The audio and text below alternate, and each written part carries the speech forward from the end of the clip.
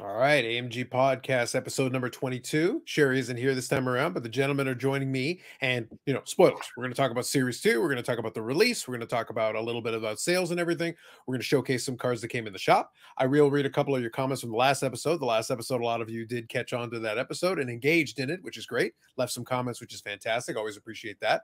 So I'll make sure we get into it. So first, Steve, Collector the Scalps, Collector the People. How are you today? Not bad. Less salty than I was a few days ago, but doing well. Yes. I heard the rumors of I heard the rumors of Salty Steve. So I needed to hear the story for myself. That's kind of the best part. Blair, salty, less salty, unsalted. How are you? I wasn't as salty. I had to talk Steve down off the fence a couple of times. He was No, I'm good. Very good. Tired. I have no doubt. When a big release comes in, emotions run high. A lot of people get very excited, and a lot of folks have varying opinions of it. So we'll touch on a little bit of that because, like I said, the episode will mainly focus a little bit about that experience from the shop when you get a big or anticipated release. Because when one of those things happen, it's a little different dynamic. When release day happens, that's always something. But when it's a really anticipated release, especially one with the hype that Series 2 had with the Bedard whole thing happening, that changes the dynamic a fair bit as people have preconceived notions, things they're looking for. And some people are just excited. They want in on it. That's an element of it as well. So we'll touch on that a little bit. So first, what I'm going to do, I've already put the little scrolling ticker at the bottom, and I'm going to remind everybody. So same as last episode, like I said, a lot of you took advantage of it and engaged, which is fantastic. We appreciate that. So if you got general questions that can wait, you can always put it in the comment section. People will try to take a look at it and respond. But if there is something more pressing, more pertinent, use the contact points. You got the Instagram there, the website. Use the direct contact points. That way you'll get a quicker answer if that's what you want. Otherwise, though, if you just want to leave a comment, we do appreciate the engagement, the thumbs up, the whole thing. We appreciate that all. So I'll read a couple of comments here. First one was Blaine Hamilton, said the Bedard hype is next level, which I agree. Hard to believe I didn't own a single hockey card 6 months ago. Good luck on the chase, everyone. So there's a lot of renewed interest and new interest in the product that this definitely brought about as a result of it. So next one here, we got Sanderson to Orr. So that's Eric. I know that one. First time listener, long time caller here. We'll see about that one. Love the show and the intelligent, educated, experienced information that most of you share each week. The sucking up will not help you. I'm just letting you know that won't help. I encourage most of you to continue the great job. Thanks. I do appreciate the little backhanded thing as well. So that's always a good thing. So Brad McDonald here was good luck ripping everyone. So like I said, great comments. So here, Sean was one. Bedard hype. Your team did great this week, so thank you for the compliment. I showed up in the weekend, and there were still blasters and tins available. Grabbed a few and got lucky. Pulled a Bedard. Thanks for making sure there was some stock available for those people showing up late to the party. Question, when do you think you might be able to restock, especially in the hobby boxes? So do you anticipate a restock? Just no idea? We're just actively pursuing it. So if some becomes available, we're on it. And we've also, our customers will understand, if we have to buy it on the secondary market, price may fluctuate a little bit, but considering what we were able to, sell it for this last time, I don't think there'll be much of an argument from our loyal customers, and probably touch on it in a little bit. They definitely appreciated the price that we had on the product. Sounds good.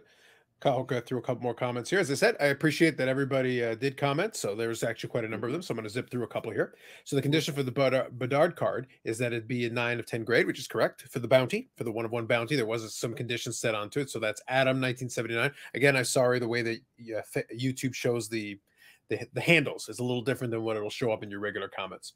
Next one was Matt's 6558. There was a video of the Upper Deck Series 2 tins and blasters of Walmart shelves prior to release date. We did touch on that a little bit. Just stock guy putting in the wrong items in the shop, which happens. Retail, if they get the product early, sometimes they just put it out, which is fair. Gotham Collections here. Great video as always. Hope to snag the Brady PSA 10 when I'm next in there. I'm staying away from the Bedard hype sooner. Crosby for less. Buddha David Adams, Sackville used car tactics. There you go. I only shop at AMG. One other thing I'll quickly add as well. A buddy of mine on my podcast did make an excellent point because he went and did a little digging. Because obviously the price of the boxes were higher than normal. As a result, the price of the case was higher than normal. He actually did a little quick digging, and he goes, kind of for the price of the case, you could, in PSA 9 condition, you could get a Young Guns McDavid, a Young Guns Austin Matthews, a Young Guns Crosby, and a Young Guns Ovechkin. So you did a little bit quick math, and it's like, depending on if you don't need like a PSA 10 one, you could actually put yourself a nice little collection of two current, basically locked in Hall of Famers. McDavid is already well on his way, and you could still have an Austin Matthews who's, having a tremendous career. And you could put together a whole set of those for basically, some people are paying that kind of thing for a case. Just something to bear in mind that is like, that'd be quite the collection already of young guns, high end there. Next one here, Mini Golfer 9. I'm new to the hobby, started a couple of years ago, and really enjoyed your take on the Bedard card. As a new person coming in, I have a slightly different perspective and wanted to see what you thought. Given the hype and what I'm hearing at the card shops, a lot of newbies chasing, I think the interest and price of the card will only come down if he plays poorly. So we'll touch on that here in a second. My local shop said the number of new people coming in inquires 10 times what they normally see. A lot of folks are not hockey fans. What do you think?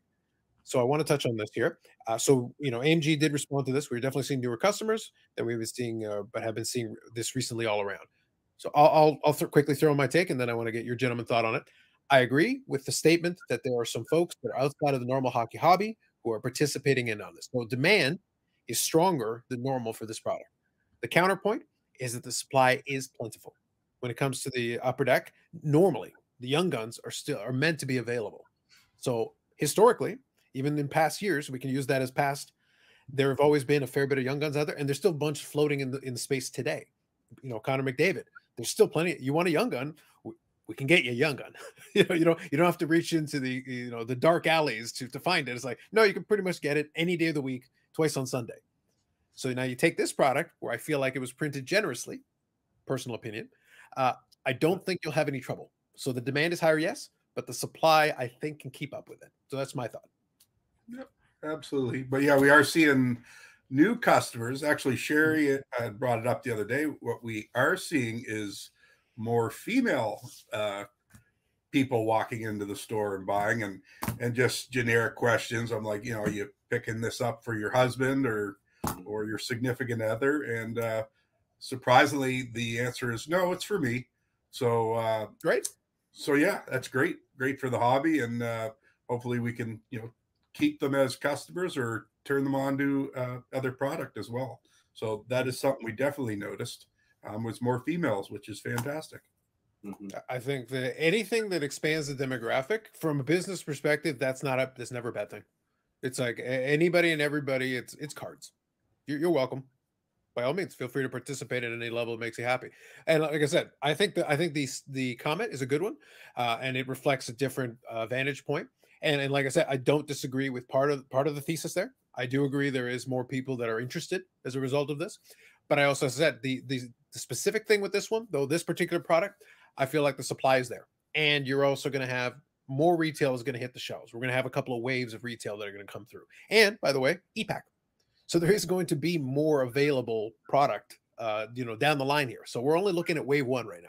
So wave 1 is going to do its thing, and then we'll get a wave 2 and probably a wave 3. So there will be various iterations of this. And some folks are kind of sitting on some of it for now, and then probably we'll open it down the road. So it's one of those things where there'll be more down the line. And some of the other products that are going to come later are also going to satiate some of that demand, because even if the young gun, for whatever reason, doesn't float your boat, there'll be a future watch. OPI Platinum would be a fun product. I think that would be a fun one personally. There'd be some cool cards there. So you've already got a little bit of options, but you're going to have more options as we go forward. Absolutely. Good. And then there's going to be the graded wave, too. So that'll be, but yeah, no, we saw a lot of families too came in. I know we were going to have a longer discussion on it after, but yeah, so a lot of more females, a lot of families coming in, and you could tell they were new. So kind of getting in on the Bedard-Mania, as I call it. But yeah, but there'll be a graded wave coming too. So that'll be the next, chase for the 10 or the 9 and see where everything settles. Yep. So as I said, I think we're going to get a chance, and we'll see. What I'd be curious about, and that'll be something we'll shelf for now, but we can revisit it later. I'll be curious how many of these folks are going to be in on, the next product that has them in it. I use OPI Platinum as an example because I think SP Authentic is going to be a little aggressively priced. If Upper Deck got aggressively priced, SP Authentic is already a higher end product anyway. And the Bedard is a numbered Bedard in that case, the Future Watch. So that's going to be the price point I think is going to reflect that. early prediction. I think that's going to definitely reflect in that kind of product. OPG Platinum is nice because that one is at least printed in decent amounts, so it helps kind of level it out. Same thing, supply and demand, the rules still apply. Supply and demand, they always do. So last one here, I'll quickly touch on here. Racing Buick said, was there ever a bounty on McDavid rookies on release day? So not to my recollection, but you also didn't have a 1-of-1. You didn't have a lot of the options that you have available in it. I believe you had a high gloss in 2015. I can't recall for sure, but that would have been like your rarest version of the McDavid Young Gun in that particular release year. Yeah. So we weren't doing the bounties the same way that we're doing them now. And in hockey, definitely the bounty is a relatively new phenomenon. In basketball and some of the other ones, we've gotten some years in the past. But this, I think, is the first real opportunity they had. And the fact that they brought back, not the first time of a 1-of-1 Young Gun. We talked about that. But because they brought back the concept of the 1-of-1 to go along with the hype, that kind of opened the door for this bounty. Because if it was an out of 10 or something, or out of 25, I don't think a bounty would necessarily. I'm sure there's some folks who would be interested in getting a copy, and maybe they would put a bounty on it. But obviously, the price point would be a lot lower than $1 million, which jumps off the page when you see it. So, I think this is a kind of a first time for this segment of the hobby to do that. So good stuff. So lots of comments there. I was able to go through quite a number of them. Thank you all for the participation in the comments. We appreciate that. Okay. So one more thing we'll do then. We'll go through a couple of cards that came in the shop here, including, we're going to include some Conor Bard here. I'll go through this pretty quick, and then we'll finish up talking about Series 2. So let me share a couple of images here with all of you, and we'll quickly go through and get some context on some of these. All right, first one here. We got a pair of cards. We got SP Game Used Rookie Outbursts of Arbor. I'm not even going to try the last name. We start with an X. We end with a J. I ain't doing it. Not happening. Actually, I put that in there for Sherry because I was hoping she would pronounce the last name, but I didn't know she wouldn't be here this morning. So, yeah, I'm not going to attempt it either. I think it's Arbor Jacki, isn't it? Or sure. I can't even pretend. Look, this is like a Z sound with the X is usually what I'm used to, but then we're ending with a J, and I'm like, no, we're not doing it. Nope. That looks like a winning Scrabble score. Well, what that looks like. That's basically. Well, I think I was able to have a crack at it because I'm from Newfoundland, and in Newfoundland we famously drop consonants and vowels and add them where they're not supposed to be. So I think that gave me a leg up there. I agree with that. I agree with that entire statement that you just said. I worked at a call center and took phone calls from Newfoundland. Yes, I agree. I agree with all those words. So we've got a pair there. So one is the Rookie Outburst from SP Game Use. Cool looking card. And then we've got the Upper Deck Stature autograph as well. So two autographs. And I believe the Stature is on card. It doesn't look like it's a sticker to me. I think it's on card. Yeah. And that's pretty cool. He's just a popular, Montreal player, not a super expensive card. So, I mean, you can probably get them anywhere from $20 to $40. So, again, this was all about Sherry, but she let me down. We may have to bring them back. There you go. Every episode. Now, one more thing before I move on from this one, I will say, I think that mustache is a mistake. It's fantastic. I can't agree with those life decisions. You live your own life, to each their own, but I'm just saying. All right, so next one here is a piece of history, the 300 Win Club, and this is a MarkAndre Flurry. I like the patch. Considering the size of the window, this is actually a pretty decent looking patch for this one. Yeah. And that's a little throwback, little throwback to the early 2000s, isn't it? Where they did this set. Yeah, they did 500 Gold Club and they did 1,000 Point Club. So they did that. And then Flurry, I believe, has actually been in a 300 Win Club, I want to say twice, or it's been 300 win and 400 win. There's something like that where he's actually been in a couple of variants of this, just because he's played long enough. And also he's hit a couple of those milestones. So this one specifically focuses on him as a Minnesota Wild, and the patch reflects that as well, which is good. That's one of the pet peeves that I know a lot of folks have, where the patch doesn't match with the picture of the uniform there. Yes. Different teams. Not the best when that happens. This one looks like it matches more or less, though. The color scheme looks right to me. And it is numbered to 25. Nice looking card, and definitely a throwback. Then we got here a SP Game Used Edition Supreme Sticks of Ovechkin, and those are numbered to 12. So first of all, you're getting a nice big chunk of stick there. That's what you've got. And then numbered to 12 is a good solid one. Good looking card. I like it. It's from 2012, so I don't know if that is why it's numbered out of 12, but it's from 2012 SP Game Used. Nice. Very nice, very nice. I think, yeah, I think they did. I believe memory serves me. It's been a while, but I believe for a couple of the years, I think they're pretty consistent with that numbering system because I think I've got a Medano that's also out of 12. I don't remember if it's that exact same year, but I think they've done similar kind of thing to it. We can double check that later and get fact checked on anyway. But one thing I'll touch on here, and same thing with the MarkAndre Flurry, and this is fortunate, unfortunate. Now the cards are cool enough in and of themselves, so it doesn't really matter. But I'll still mention it since it's worth mentioning. With a lot of the solid borders, like for the MarkAndre Flurry, you got kind of a gold border thing. They chip like crazy. And it's unfortunate because you can see it in the corner. But if you're a MarkAndre Flurry fan, this is still a really cool card. And it's something that would still be very desirable, but just something to bear in mind. And Supreme Sticks here, we've got obviously the red going on. Same kind of thing. The chipping and things like that. It's tricky because you take out a memorabilia card, so it's thicker. Plus, you've got the solid border.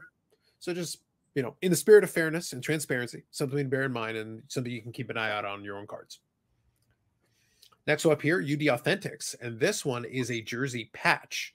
Is this from the newer series here?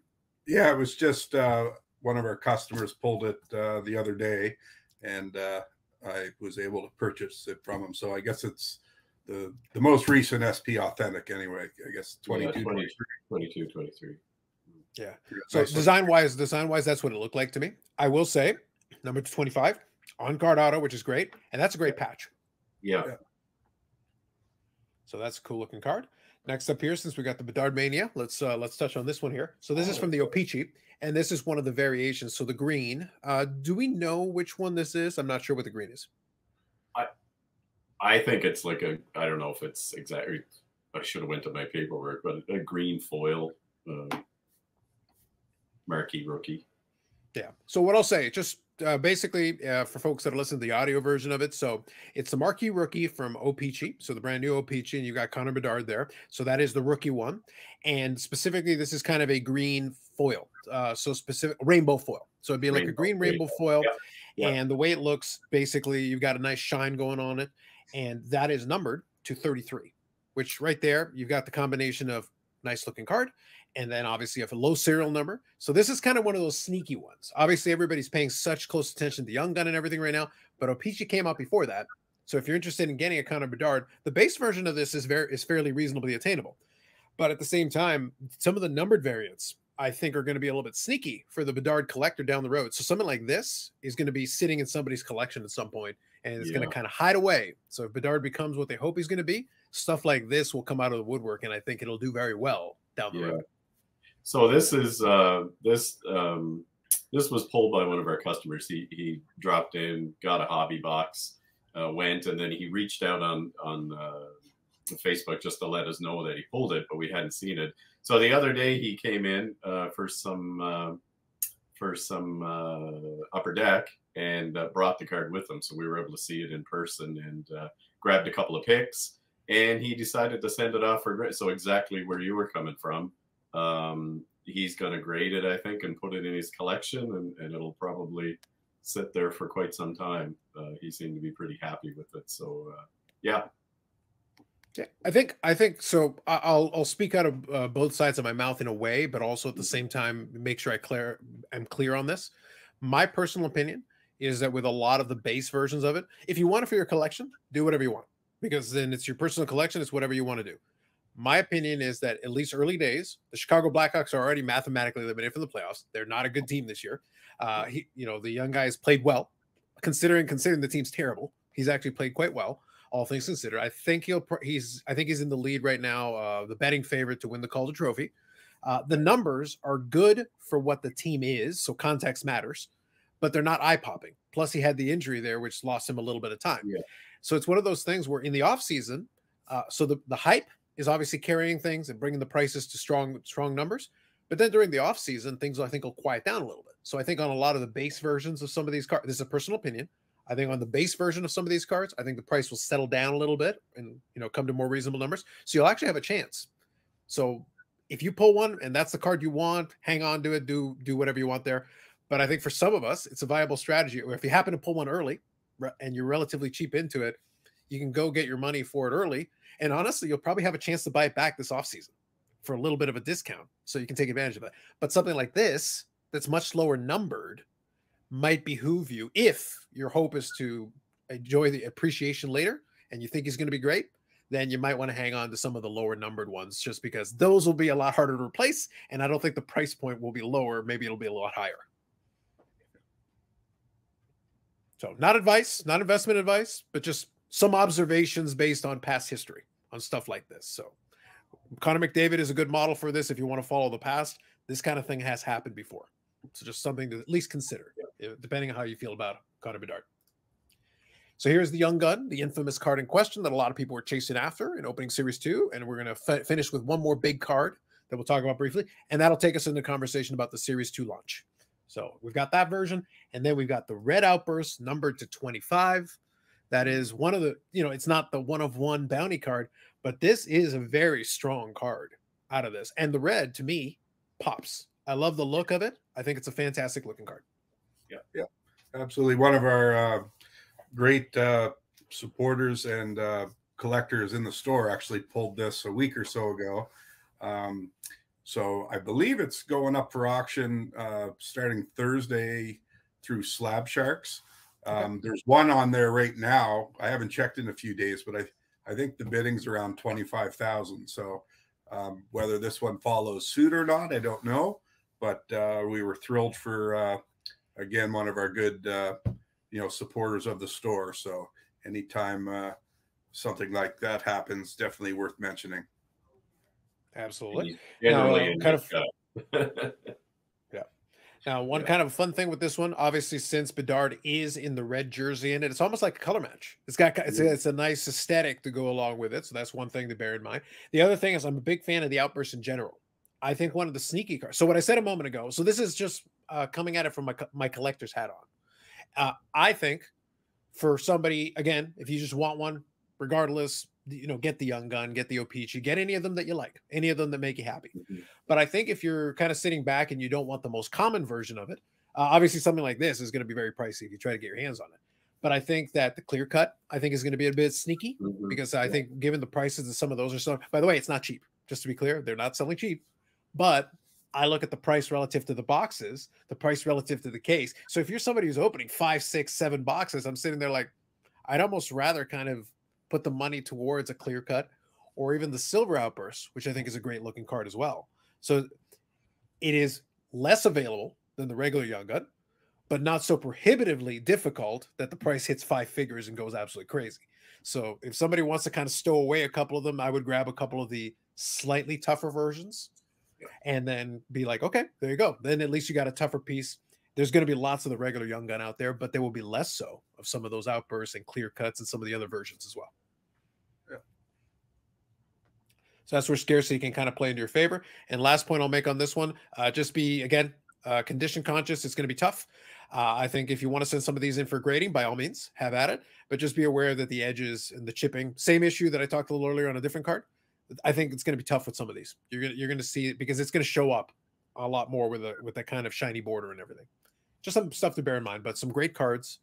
And thank you to the team for providing those images, and especially that Red Outburst. I know that's one that's very exciting. Spoiler, that'll end up on the thumbnail. The Red Outburst is definitely thumbnail worthy, so I think people will appreciate that one. Even the Silver Outburst, I actually like the looks of that one better because the red jersey really pops with the silver background. And I've seen a few of them, but that's, just like the clear cut, that might be one that's worth, pursuing. Yeah, that's why I said that was a conversation I was having kind of offline with a buddy of mine. I just said, like, look, if it was me and I was kind of like, okay, I want to get in on the Bedard-Mania, but I have a choice. I can go buy a case and try to pull something. I would rather honestly just allocate the funds if caveats on everything. If you think he's going to be the real deal in the long run, then I would be looking to the Silver Outburst, the clear cut, some of the slightly tougher variants, and then stowing those away and letting everybody else worry about a lot of the other ones. And again, there's going to be the super high end category, the folks going for the Red Outburst out of 25, the lower numbered ones, but the price point is going to reflect that. Those other ones are not cheap, but I think they're very well situated given that they're not easy to pull. They don't come out of every pack. They don't come out of a couple box. They're a lot tougher pull, relatively speaking. Yeah. Absolutely. Yeah, I believe in the store so far, the one Red Outburst, there's been one Silver Outburst and then one clear cut. But there has been a lot of the base Bedards pulled. So kind of reflects the scarcity of the ones we just touched on. Absolutely, absolutely. So with that said, let's kind of finish up. We'll spend a couple of minutes talking about that. Series 2 launch. Highly anticipated. A lot of people going after it. A lot of people anticipating it and preparing their wallets for it. Their wallets weren't ready. You guys, now we won't give away numbers because obviously we want to be careful of those things. However, you did take care of the local customers, the folks that came in. You took care of them. You gave them a very, let's say, very competitive price. Very competitive price relative to the marketplace.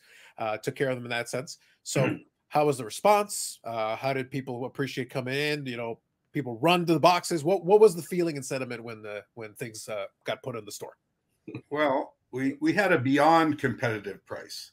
So that's why at the start of the show I said we might have to change my moniker to Salty Steve, because we pulled a little, I don't know if you want to call it a trick, but right up until 10 o'clock when we opened, we had a price point in mind to sell the product for, which was competitive to what everyone else appeared to be selling it for. But in the midnight hour, we decided to shock the world. And again, not saying how much we sold it for, but I can probably say we were $150 plus cheaper than most places in the country, I would think. So when our customers came in, they were prepared to spend, yes, a lot of money on this product. And we even had a little sign in our store that said what the price of the product was. But then when they went to pay for the item and we dropped it on them, their eyes kind of popped out of their head. And, they're like, what's this for? And we just decided, we're all in this together. And it's been a tough 2 years, with, again, talking about allotments and things like that. We worked hard, taking more product a lot of times than we could use or handle at the time. But our faithful customers helped us through it. So we decided to making less money now will hopefully lead to, a healthier relationship with our supporters moving forward. So, and it worked out well. I don't know if we planned this, but when you're saving that much money, we strategically put the tins right next to the cash register. So when they realized what the price was, they kind of looked around to see what else they could get their hands on, because they were already prepared to spend X number of dollars. So we actually sold out of hobby very quick and sold out of tins very quick. I'm glad we did it because we did make a lot of people happy. On a side note, I was just kind of looking at some of the comments on Facebook, and I get it because the initial thought was price was going to be very expensive, but people were kind of chirping a little bit on our Facebook page, saying how expensive the product was going to be and taking arm and a leg, arm and a leg, but I mean, what these keyboard warriors didn't know is if they had to just come into the store or even called the store, they would have been rewarded with a fantastic price. So yeah, a few days ago there, I usually don't comment much, but I finally just had to weigh in and say hello to these people that, like I said, keyboard warriors. While you were, typing on your computer, we made a lot of people happy, and I know they'll remember that moving forward. And we expressed to them, hopefully you'll be there when the next product comes out and the one after that, sort of thing. So it was fun. It was competitive. I get it. Again, I don't know, for those that don't remember, it was like the Cabbage Patch Kids back in the 80s, people getting in fights trying to grab these dolls back in the day. So kind of reminded me a little bit of that. But all in all, it went great. And like I said, we do our best. And it was a good feeling when we told people what the actual selling price was. See, I think it's funny because when you make that reference, now that kind of reference is how you date yourself. Yes. We had a couple of iterations though. There was the Tickle Me Elmo, if you guys remember those ones. That had the similar kind of issue. And then there was also one of the PlayStations. I want to say PlayStation 3. Oh, yeah. All the PlayStations were extremely popular, but I want to say 2 and 3 in particular. I remember it being a big issue with supply relative to demand and people losing their minds and suddenly scalping them from multiples of what it went for. There have been a number of crazes that really went crazy like that. But as we kind of mentioned off the top, in the hockey hobby, this is not usual. There have been anticipated releases. There have been big rookie classes. Like we were all around when the 05-06 came out and the Cup came out, and you had the double rookie class, and you had the two guys that everybody was chasing. We had the Connor McDavid situation. That was not that long ago. It feels like a while ago, but that was 2015. So it wasn't like 30 years ago. It was not even 10 years ago. But at the same time, I don't think you've had as much anticipation, and to the point we already discussed, folks outside of the normal sphere of hockey that decided to suddenly partake, and then $1 million bounty and all the pieces that came together as a result of this is unusual. It's not normal for this space, and that's a little bit different. So let me ask you this, and Blair, I'll take your I want to get your take on this as well. So obviously, you guys kind of surprised some folks with the price point. That's fantastic. That's great. Hopefully, hopefully it's appreciated. Yeah, there you go.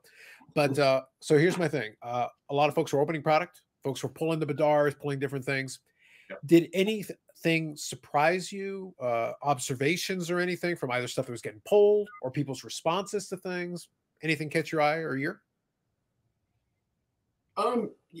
So again, back to I was not aware of the significant price drop until the wee hours of the start. So I was a little surprised. I think when Steve told me, my eyes kind of lit up. I was like, really?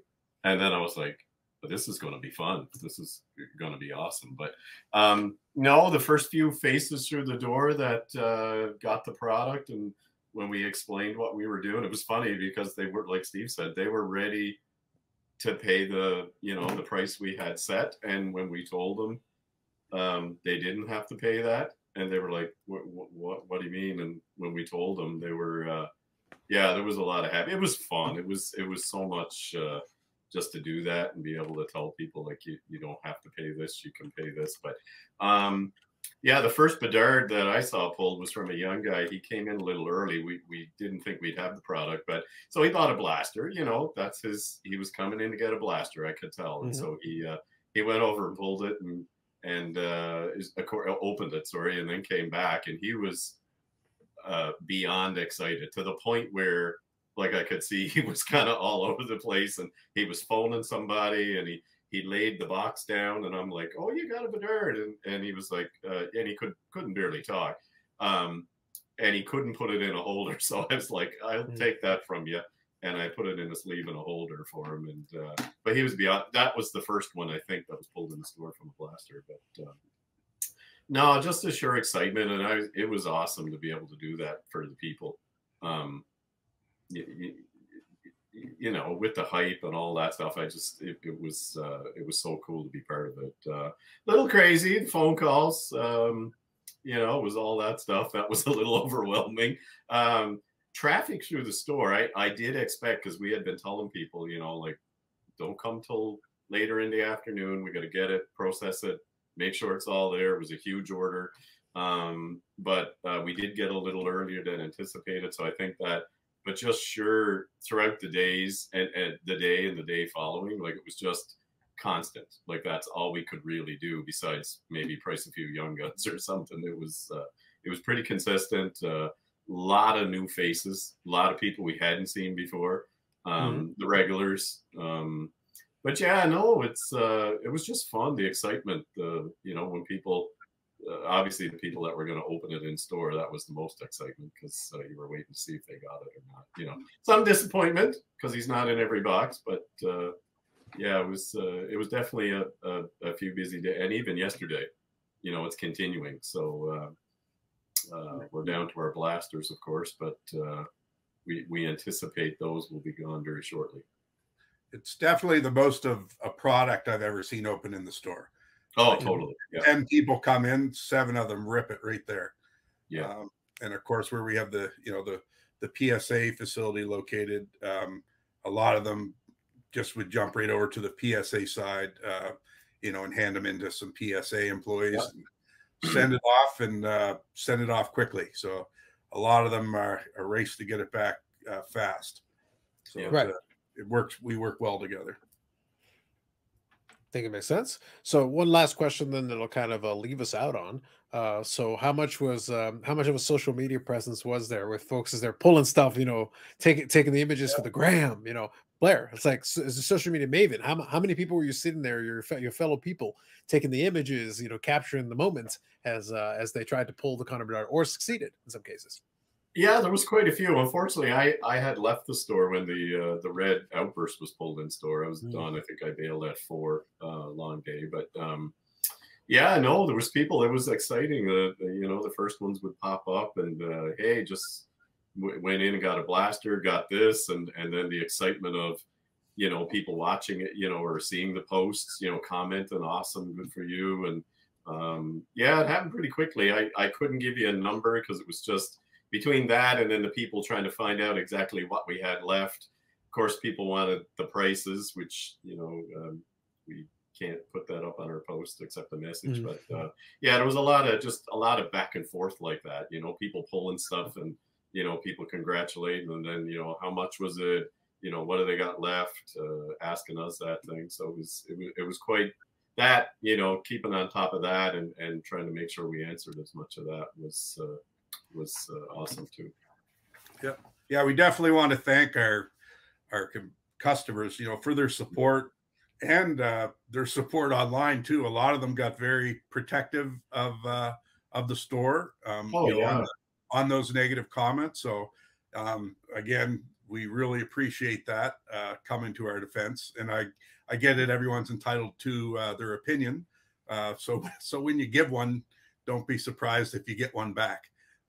So there's a lot of that going back and forth. So after my initial saltiness, I kind of enjoyed the support and protection from my AMG's customers. So we will remember that, and that's why we work well together.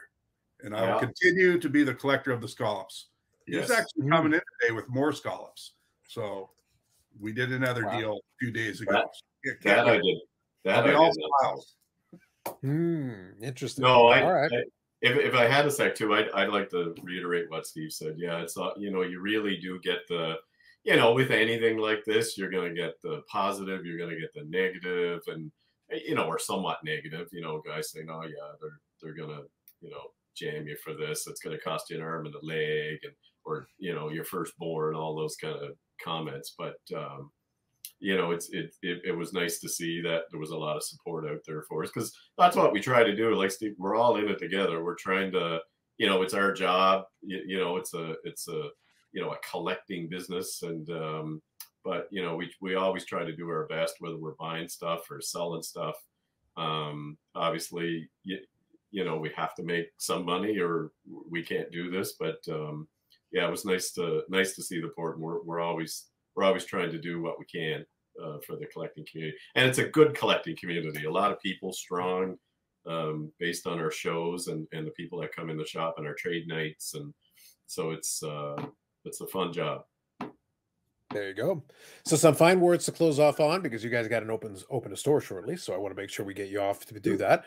So I want to thank everybody for checking this out. Appreciate the support on the last episode. I went through all those comments, so there was obviously a lot of support in that. Feel free to keep throwing in comments, questions, thoughts, and things like that, because we try to respond to this things as we can. If there is something more urgent, use the contact points in the scrolling ticker or in the description. Feel free to do that. And then we'll be back next week with some more stuff that came in the shop, and we'll talk about some other products, because we actually have a little backlog. I've got some images of some other stuff we didn't get a chance to talk to, because the focus on this one was going to be Series 2 in the launch. So definitely more things coming up, and exciting times. Next episode should be a little bit more normal. We'll talk about some of the upcoming shows, trade nights, and things like that. And then also, we've still got some time, but then in April, we got the Spring Expo. So we'll be there before you know it. We're getting closer to that all the time, every week that goes by. So for Steve, Collector the Scallops, Collector the People, and Blair, I want to thank everybody for joining, and we will catch you in the next episode.